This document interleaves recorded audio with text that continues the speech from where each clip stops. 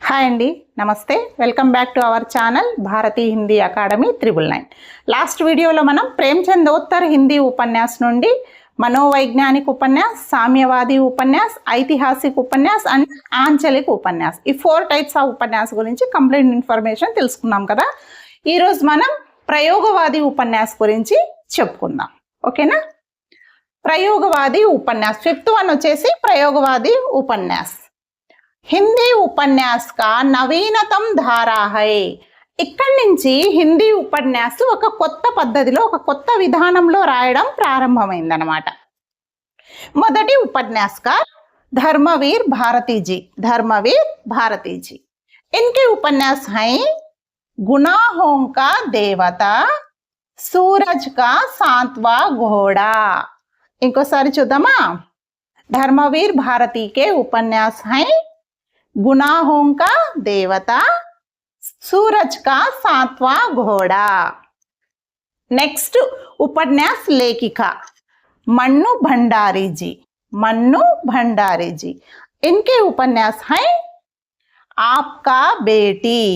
इस उपन्यास में तलाकशुदा दंपति के बच्चों पर पड़ने वाला दुष्परिणामों का चित्रण किया.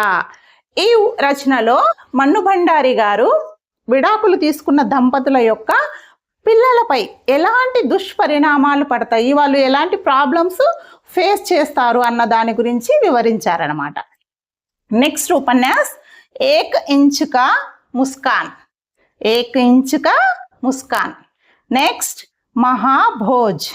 మహాభోజ్ ఈ రచన చాలా ఇంపార్టెంట్ అండి. ఇంతకుముందు టెట్ అండ్ డిఎస్సిలో చాలాసార్లు వచ్చింది కూడా బిట్, ఇది బాగా గుర్తుపెట్టుకోండి. మన్ను భండారికే ఉపన్యాస్ హై ఆప్కా బేటీ, ఏక్ ఇంచ్ కా ముస్కాన్, మహాభోజ్. నెక్స్ట్ ఉపన్యాస్ का राजेंद्र यादव. राजेंद्र यादव जी के उपन्यास उखड़े हुए लोग. उखड़े हुए लोग. యాక్చువల్గా మన్ను భండారి జీ అండ్ రాజేంద్ర యాదవ్ జీ వీళ్ళిద్దరూ హస్బెండ్ అండ్ వైఫ్ అనమాట. ఓకేనండి. నెక్స్ట్ ఉపన్యాసకార్ సురేంద్ర వర్మ. సురేంద్ర వర్మ ఇన్కా ఉపన్యాస్ హై ముఝే చాంద్ చాహియే. ఈ ఉపన్యాస్ మీకు చాలా బాగా గుర్తుంటుంది కదా. ముఝే చాంద్ చాహియే. ఇస్ ఉపన్యాస్ పర్ సాహిత్య అకాదమీ పురస్కార్ మిలా. ఈ ఉపన్యాసకు గాను, ఈ రచనకు గాను సురేంద్ర వర్మ గారికి సాహిత్య అకాడమీ పురస్కారం లభించిందనమాట. నెక్స్ట్ ఉపన్యాసకార్ కమలేశ్వర్. నెక్స్ట్ ఉపన్యాసకార్ కమలేశ్వర్ ఇన్కా ఉపన్యాస్ కితనే పాకిస్తాన్. కితనే పాకిస్తాన్. ఈ రచనకు గాను కమలేశ్వర్ గారికి సాహిత్య అకాడమీ పురస్కారం లభించింది. నెక్స్ట్ ఉపన్యాసకార్ భీష్మ సాహని. భీష్మ సాహని ఇన్కే ఉపన్యాస్ హై తమస్. ఈ తమస్ ఉపన్యాస్ కూడా సాహిత్య అకాడమీ పురస్కారం లభించిందనమాట. తమస్, మధ్యాదాస్ కి మాడి, ఝరోకే. ఇంకోసారి చూడండి. భీష్మ సాహనీకే ఉపన్యాస్ హై తమస్, మధ్యాదాస్ కి మాడి, ఝరోకే. నెక్స్ట్ ఉపన్యాస్ లేఖిక ఉషా ప్రియంవదా जी. उषा प्रियंवदा जी के उपन्यास हैं 55 खंबे लाल दीवारें. 55 खंबे लाल दीवारें. नेक्स्ट उपन्यास रुकोगी नहीं राधिका. रुकोगी नहीं राधिका. उषा प्रियंवदा के उपन्यास हैं 55 खंबे लाल दीवारें, रुकोगी नहीं राधिका. ओकेనండి. నెక్స్ట్ ఉపన్యాస్ का मोहन राकेश. मोहन राकेश इनके उपन्यास हैं నా ఆనే వాలా కల్. నిజమే కదా, గడిచిపోయిన నిన్న అనేది మళ్ళీ తిరిగి రాదు. నా ఆనే వాలా కల్. అంధేరే బంద్ కమరే మే. అంధేరే బంద్ కమరే మే. మోహన్ రాకేష్ के उपन्यास हैं నా ఆనే వాలా కల్, अंधेरे बंद कमरे में.